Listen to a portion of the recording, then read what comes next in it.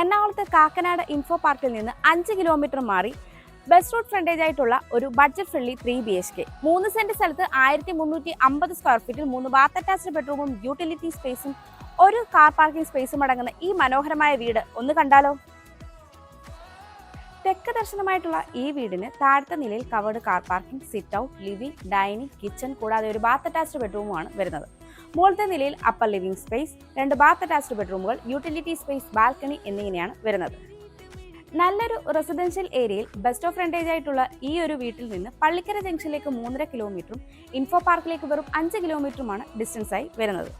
സ്കൂളുകളും സൂപ്പർ മാർക്കറ്റുകളും എല്ലാം തന്നെ തൊട്ടടുത്തായി തന്നെ അവൈലബിൾ ആണ്.